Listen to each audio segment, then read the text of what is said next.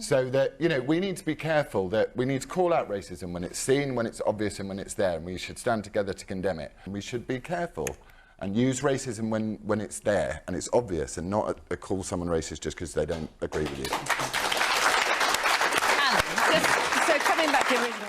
Hey everyone, and welcome back to Shannon. Today in this video I just want to cover the latest storm that has been brewing over Laurence Fox, who's always keen to stay on people's radar. My man just won't sit down and shut up somewhere. He always has to be seen or heard at the very least, most likely because he's not a talented actor as he thinks he is and can only stay relevant by, let's be honest, doing a Katie Hopkins as he's done in this situation here. But maybe that's not a bad thing, because actually it's clearly outed who we already knew who he was.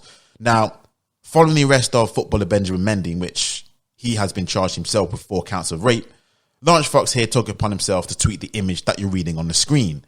Now, let's be real, let's be honest. Anyone, and I mean this, anyone with an ounce of sense is going to justifiably see this tweet and think that clearly was racially motivated, because the tweet had nothing to do with the incident at hand, nothing to do with it, and had nothing to do with kneeling, nothing to do at all with that. This was a serious situation that had nothing to do with what he was saying.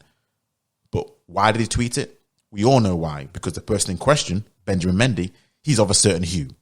Now, of course, because he's come back, because he's been under fire, rightly so, he's come back with a long list of tweets justifying exactly why he said what he said, trying to deflect to say the reason why he tweeted what he tweeted is because he hates the footballing industry, how footballers use their fame and power, to take advantage of young girls, and how they're hypocrites. They act like spoiled brats, crying all the time when they don't get their way, and how he's using kneeling as a way to compare the hypocrisy by saying you won't kneel for this kind of stuff, but you kneel for this.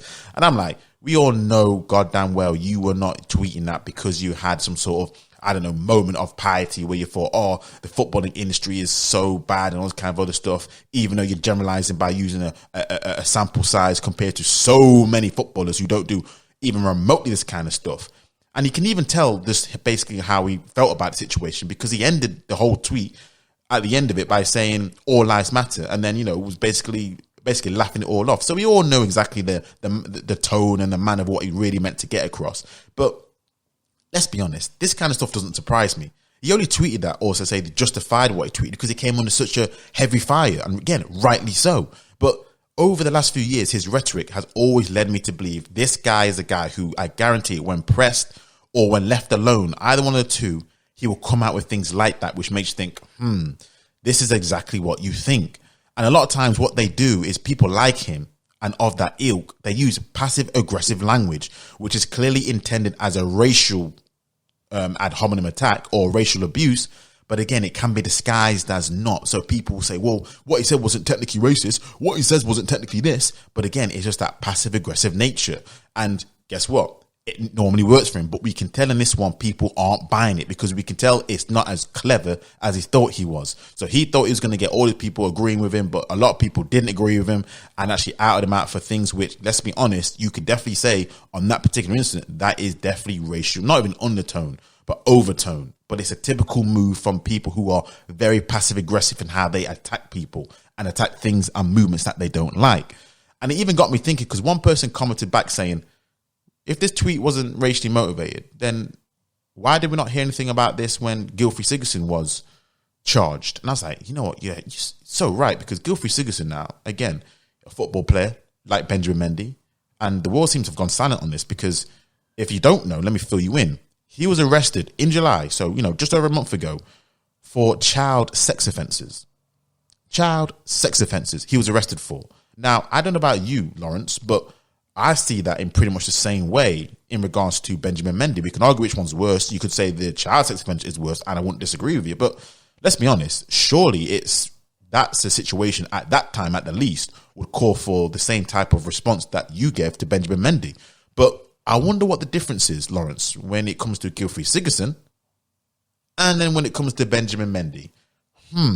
I'll let you decide on what the difference is, and whether that difference is the reason why you tweeted what you tweeted for that one, but you was completely silent when it came to Gylfi Sigurdsson, because they're both foreign. They're both not British, so it's not like they're not like the actually local boys. They're foreigners, so you can't even use that as an example. But again, that's what I mean when it comes to passive aggressive, and we all know what type of move it is. And I even find it so ironic, because he talks about trying to almost have a conscience and trying to hold football, the industry, to account. And I'm like, hold on a second. Aren't you a part of an industry the film industry that is notorious for preying on young women, and not just young women, but men and whoever gets in their way by using your power, fame, influence to get exactly what you want in terms of you blacklisting people in order to get them either suspended or not being able to do films or act or however produce, whatever it is. You see it all the time and you hear about it all the time up to this day. So I'm just like, I find it just ironic that you're trying to hold that industry, football industry, to account when you can't even hold your own industry to account. That's why I ain't buying what you're saying. It's all just a thing trying to get out of, justifying what you said when we all know why you said what you said. But again, he won't say it now, would he? But that's exactly what it is. Make no bones about it. And people argue about this and that and say, oh, it's because of the climate and all this kind of stuff. But BS, you are a grown-ass man who's accountable for your own actions. Therefore, be accountable, be responsible, man up and actually admit to what you actually said. But we all know it won't be. We all know what it's going to do. And it's going to be the same old thing time and time and time again.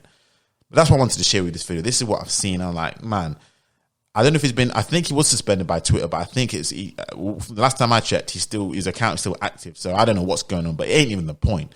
The point of the matter is, you see exactly how it comes when situations like this happens. The first person to tweet what they tweet, you can always tell the motivation behind it. But this one for me is clear as day. But again, let me know your thoughts in the comments. Until next time, I'm out.